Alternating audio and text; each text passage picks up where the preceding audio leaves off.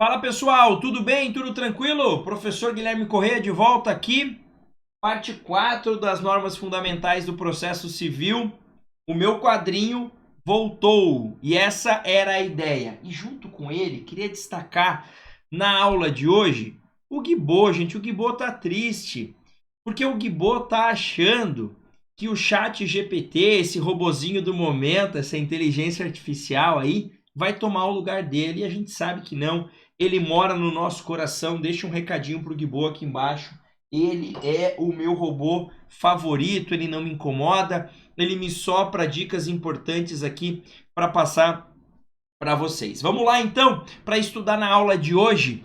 Boa-fé no processo, mais uma das normas fundamentais. Gente, o seguinte, o que é isso? Todo mundo sabe, né? Olha o que diz o artigo 5º. O artigo 5º ele diz o óbvio. Aquele que de qualquer forma participa do processo deve comportar-se de acordo com a boa-fé. Nossa, isso é chovendo molhado, né? É tipo dizer assim, nossa, eu sou contra o racismo, mas quem que é a favor disso? Ou quem é quem diz isso? Não adianta dizer o óbvio. O que o código faz, professor? O que o código traz de mais objetivo? Gente, o importante entender aqui é o seguinte. O código traz esse dever geral de boa-fé, que é basicamente o quê? Não se comportar de má-fé.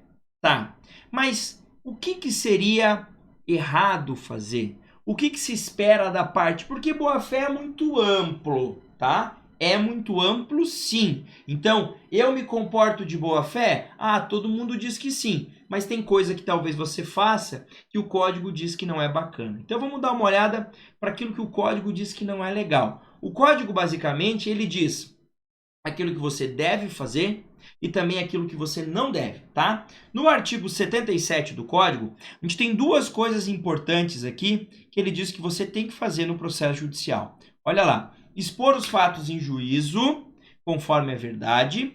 4. Cumprir com exatidão as decisões jurisdicionais de natureza provisória ou final e não criar embaraços para a efetivação. Professor, você pulou do 1 para o 4? Como é que eu pulei do 1 para o 4?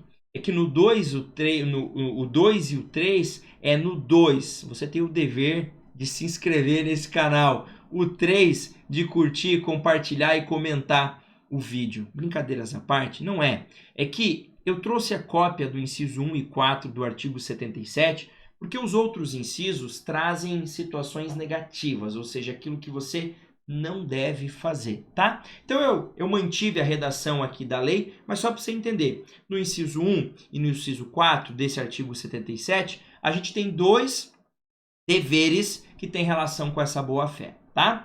Mas eu sempre costumo dizer, e o que é proibido, tá? O que é proibido? A gente tem algumas proibições? Tem. Mas antes eu queria te trazer uma obrigação que muita gente se esquece.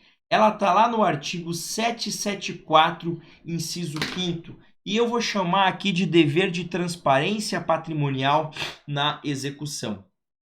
Como assim, professor? Eu não sei se você sabe disso. Muita gente não sabe. A lei diz o seguinte: eu, credor, estou numa execução e estou tentando encontrar bens do devedor e não acho nada. Aí eu digo, ô juiz, seguinte, eu quero que você intime o devedor para que o devedor indique quais são e onde estão os bens dele passíveis de penhora. Ah, professor, você acha que o devedor vai dizer? Pois é, eu acho que não. Mas a lei diz que ele tem que dizer. Se ele não disser, ele pode tomar uma multa de até 20% do valor da execução. Mas e se ele não tiver? Calma. É a boa fé que a gente quer proteger. Não ou melhor, é a má fé que a gente evita, não é a falta de patrimônio. Uma coisa ele diz, olha, eu não tenho bens. E não tenho. Beleza, tá tudo certo. Outra coisa ele dizer, eu não tenho, mas tenho. Em resumo, se o devedor tem bens passíveis de penhora e é intimado e não indica, ele está cometendo esse ato que está violando a boa-fé, considerado no Código como um ato atentatório à dignidade da justiça, podendo tomar uma multa de até 20%. Agora, se ele fala eu não tenho e de fato não tem, aí obviamente ele não é punido, tá? E aí, para a gente fechar esse ponto, eu queria trazer para vocês alguns comportamentos proibidos, vedados. Resumo, Você não pode fazer isso aqui. Você vai ver que tudo que eu vou começar a falar começa com não. Isso está lá no artigo 77, 78 e 80 do Código. Como eu sabia que você ia curtir esse vídeo, dar uma curtidinha aí, comentar, compartilhar, se inscrever no canal, eu facilitei a tua vida. Eu resumi tudo, ó. Eu não copiei a lei aqui porque a lei é meio fora de ordem, tá? Então, olha lá, ó, tudo aquilo que você não pode fazer. O que você não pode fazer? Não formular pretensão ou apresentar defesa ciente de que não tem fundamento. Você não pode entrar com uma ação sabendo que você está errado. Não pode se defender sabendo que você está errado. Ou seja, que não tem fundamento o que você está falando. É claro que num processo judicial você sempre tem duas teses. Uma vai ser afastada, a outra aceita. Legal, isso está tudo certo. Está dentro do jogo. O que não pode é você apresentar uma defesa sabendo que aquilo é um verdadeiro absurdo. Mas muita gente faz. Faz, mas o código proíbe. Tá? Próximo. Não produzir provas e não praticar atos inúteis ou desnecessários à declaração ou à defesa do direito. Basicamente é o que, meu amigo? Você não usa do processo para enrolar. Para que você vai pedir a produção de uma prova que não serve para nada? Para que você vai pedir para realizar um ato que não serve para nada? Por que você pede para designar uma audiência que você sabe que não serve para nada? Isso é ato de má fé, tá? Próximo, não praticar inovação ilegal no estado de fato de bem ou direito litigioso, né? Isso aqui é aquela situação, imagine que o juiz manda você paralisar uma obra. Aí ele vai lá, embarga a obra, paralisa a obra. Aí você vai lá e continua fazendo a obra. Pô, sacanagem. Vê a ordem do juiz para parar. Tem que parar. Porque tem gente que é sacana. Paralisa a obra.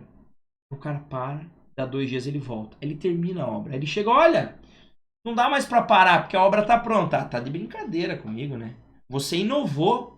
Você trouxe uma inovação, né? Uma inovação no estado de fato, sem autorização para isso. Você está de sacanagem, tá? Não empregar expressões ofensivas nos escritos apresentados. Eu sei que tem hora que dá vontade. De mandar o advogado do outro lado para aquele lugar, mas não dá. De mandar o juiz para aquele lugar, não dá. Dar uma ofendidinha no juiz, não dá. Tá errado, não pode fazer. Se fez isso, você perdeu a razão, tá? Não alterar a verdade dos fatos. Nossa, algo que a gente aprende desde criança, né, gente? O processo também é um fenômeno cultural. É feio mentir? É feio mentir. E no processo judicial também é. Ai, professor, mas eu ouvi dizer que no processo penal o réu pode mentir, que isso é uma defesa. Eu sei, nós estamos falando de processo civil. Não é processo penal. Esquece processo civil. Processo civil você não tem direito de mentir. Ponto. Acabou. Tá? Não usar do processo para conseguir objetivo ilegal. Como assim, professor? Às vezes as pessoas usam do processo para conseguir um objetivo ilegal. Quer um exemplo? Um exemplo ruim que eu já vi acontecer, mas que eu vou te dizer. Sabe o FGTS? O FGTS é um dinheiro que está lá, depositado é teu, mas você só pode sacar nas hipóteses previstas em lei, né? Tá bom. É demitido lá, sem justa causa, tem uma doença grave, comprar a primeira casa, tem lá algumas hipóteses lá. Tá. Aí sabe o que tinha gente fazendo? Simulava um divórcio. Aí a pessoa lá, o filho, o cônjuge, sei lá, entrava com uma ação de alimentos, fingindo que estava precisando, fingindo que esse pai não pagava. Aí pedia para o pai pagar, o pai não pagava. Aí o pai tirava o patrimônio do nome, não achava nada no patrimônio. Aí a pessoa falava, eu sei que ele tem conta do FGTS. Vamos penhorar aquele valor para pagar os meus alimentos? O juiz ia lá e penhorava. Tirava o dinheiro do fundo, dava para essa criança, para essa mãe, para quem for. Na verdade, tudo mancomunado com o pai. Era só para sacar o FGTS de forma ilegal. Isso acontece? Infelizmente já aconteceu. Tá errado, tá? Não opuser resistência injustificada ao andamento do processo. Gente, o processo tem que andar, tem que seguir. Não dá para você ficar usando de mecanismos para se opor de forma injustificada, parar toda hora, tal, tá? Não proceder de modo temerário em qualquer incidente ou ato do processo. É basicamente isso. Temerário sabe que está errado. Sabe que não vai dar em nada daqui, mas faz. Para quê? Para ganhar tempo. Para enrolar. Processo é para isso mesmo. Não é para isso mesmo, tá? Não provocar incidente manifestamente infundado, mais uma vez, tá? E não interpuser recurso com intuito manifestamente protelatório, ou seja, só para ganhar tempo. Prof, tem punição? Tem, tá? Me conta aqui embaixo. Não tá nessa parte aqui. Mas tem um artigo do código que vai explicar como funciona a multa, qual é o valor, qual é o percentual. Me conta aqui se você tem interesse nessa aula, que se você tiver, eu gravo. Mas se você não tiver, eu não vou te incomodar com isso. Beleza? Era isso que eu tinha para te contar nessa aula. Tem que acabar aqui porque eu tenho outro compromisso agora, mas eu não podia deixar de produzir esse conteúdo para você. Um grande abraço, bons estudos e até mais.